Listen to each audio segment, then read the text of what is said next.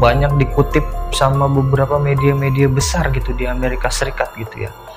Karena aneh gitu, sampai sekarang keberadaannya si Mike ini nggak tahu di mana, apakah dia udah mati apa masih hidup. Kalaupun masih hidup juga nggak tahu dia itu kemana gitu, nggak ada yang tahu tentang keberadaannya si Mike. Assalamualaikum warahmatullahi wabarakatuh, balik lagi di channel Cahjo Project. Kali ini Cahjo Project masih mau membahas tentang time traveler ya, karena ada cerita yang menarik gini dari Amerika Serikat.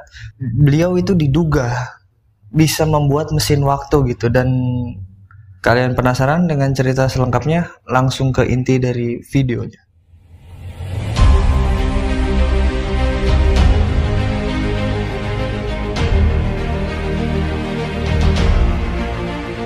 Mike Markham merupakan seorang pria yang berasal dari Amerika Serikat dan memiliki obsesi menciptakan mesin waktu. Mike adalah seorang pria berusia 21 tahun dan merupakan seorang yang sangat cerdas. Ia dijuluki sebagai madman karena obsesinya dan kecerdasannya untuk menciptakan mesin waktu. Pria asal Amerika Serikat ini sangat terobsesi dengan mesin waktu, namun dirinya berasal dari keluarga yang kurang mampu. Dikarenakan hal tersebut, sehingga Mike berniat untuk membuat mesin waktu dan terobsesi untuk pergi ke masa depan hanya untuk melihat nomor lotre untuk memenangkannya. Mike melakukan percobaan pertamanya di teras rumahnya pada tahun 1995. Saat itu, Mike membuat sebuah tangga Yakub, dan ketika melakukan percobaan tersebut, Mike Markham melihat adanya lingkaran berkilauan yang muncul tepat di atas benda yang ia buat. Kemudian Mike mencoba melemparkan scrap logam ke lingkaran tersebut, dan dia menemukan hal yang sangat luar biasa. Scrap logam itu seketika menghilang dari pandangannya, dan ini berlangsung hanya 1 detik saja. Menyadari hal tersebut, Mike mulai berpikir jika apa yang dibuatnya bisa membuat perpindahan entah ke masa depan atau ke masa lalu. Hal tersebut pun membuat Mike lebih penasaran dan ingin membuat tangga Yakub yang lebih besar. Namun, karena dirinya berasal dari keluarga yang tidak mampu, Mike memutuskan untuk mencuri trafo di Saint Joseph Light and Power in Missouri, atau yang kalau di sini ya PLN-nya lah, PLN di Amerika gitu ya. Mike kemudian mencuri 6 trafo, dan dia berhasil membuat tangga Yakub yang lebih besar, seukuran manusia, dengan menggunakan 168 elektromagnetik. Pada percobaan yang pertama, Mike Markham membuat seluruh listrik di blok daerahnya padam, sehingga polisi mencari tahu hal tersebut, dan seorang tetangga melaporkan aktivitas aneh yang dilakukan Mike, sehingga polisi mendatangi rumahnya dan menemukan alat curian. Mike pun ditahan selama 60 hari. Setelah selesai masa penahanannya, kabar obsesi membuat mesin waktu Mike pun tersebar luas, sehingga dirinya diundang oleh sebuah acara radio. Saat itu, Mike menceritakan keinginannya membuat mesin waktu, namun terhalang dana. Hal ini pun membuat banyak masyarakat penasaran, hingga membantu Mike dengan memberikan dana.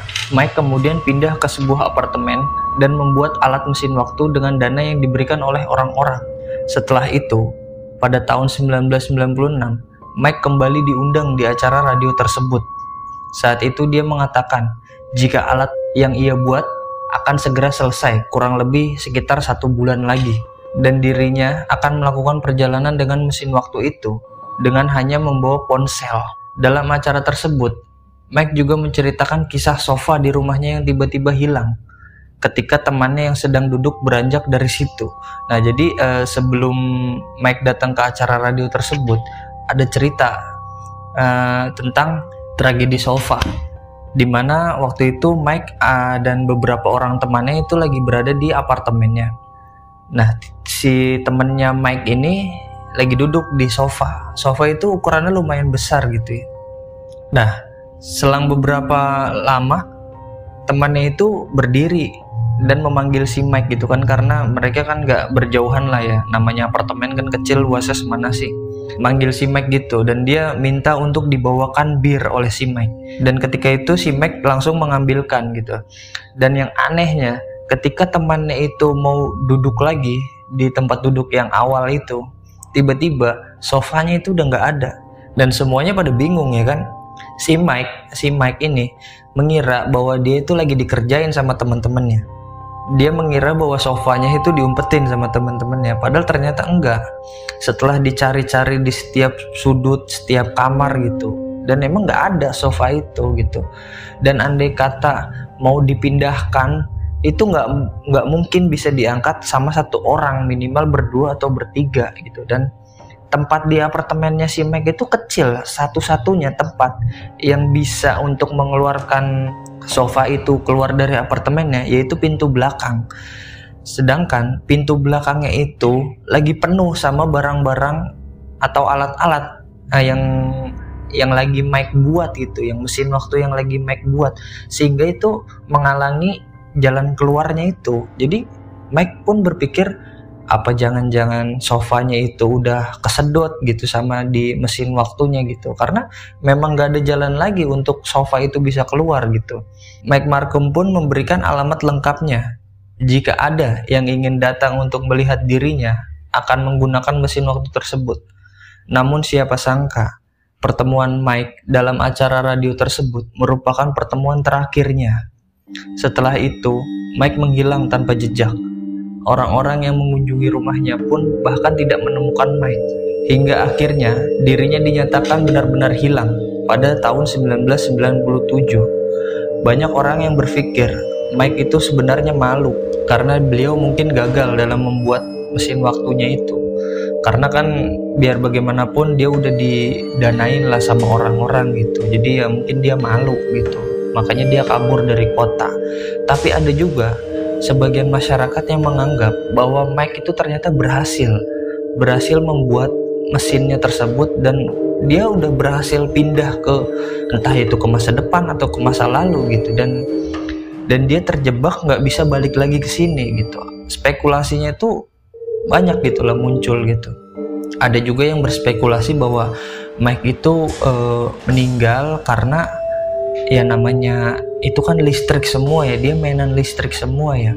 Cuman kalau misalkan Mike kecelakaan dalam pembuatan mesin waktunya, seenggaknya pasti kan ada mayatnya atau ada bekas kerusakan yang ditimbulkan gitu. Tapi faktanya itu nggak ada sama sekali. Rumahnya ya baik-baik aja, mesin alat-alatnya juga masih ada di situ gitu. Cuman Mike-nya aja yang nggak ada gitu.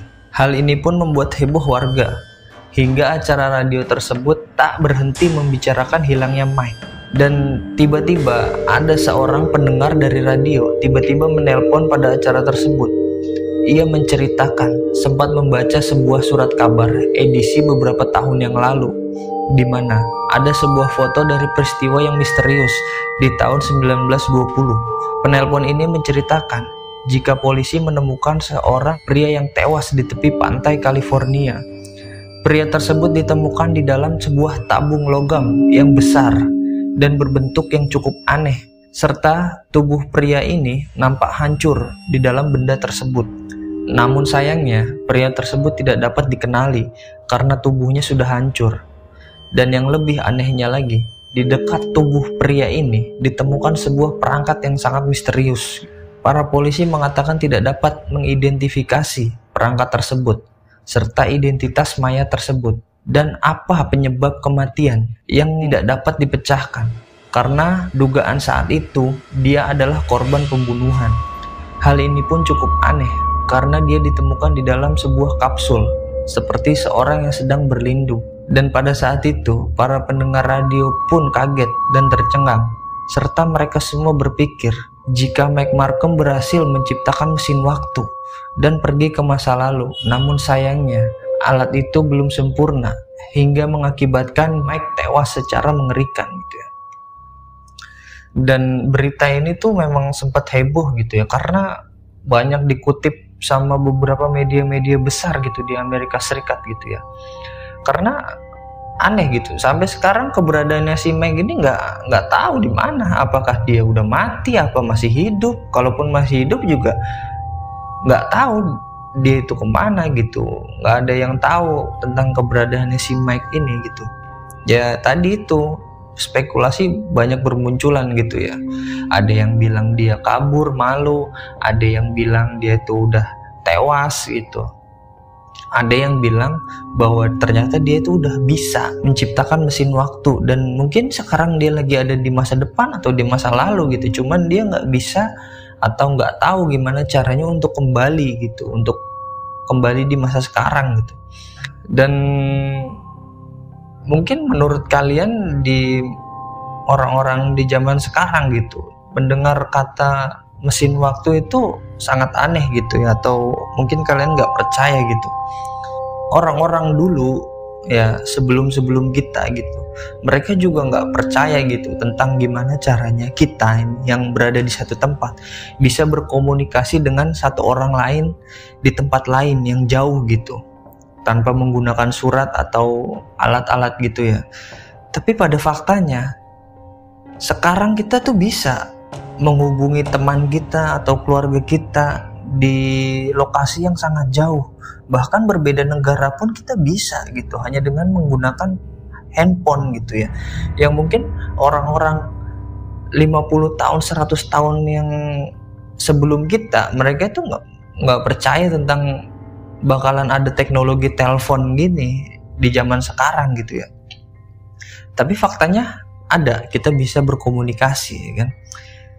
Ya nggak menutup kemungkinan juga ya, di masa depan atau 20-30 tahun lagi ya mungkin ada orang yang bisa menciptakan teknologi semacam ya mungkin mirip-mirip dengan mesin waktu ya, wallahu a'lam gitu ya. Nggak ada yang tahu gimana ke depannya. Dan mungkin begini aja ya cerita gue, kurang lebihnya gue mohon dibuatkan minta maaf apabila ada salah kata. Gue pamit undur diri. Wassalamualaikum warahmatullahi wabarakatuh.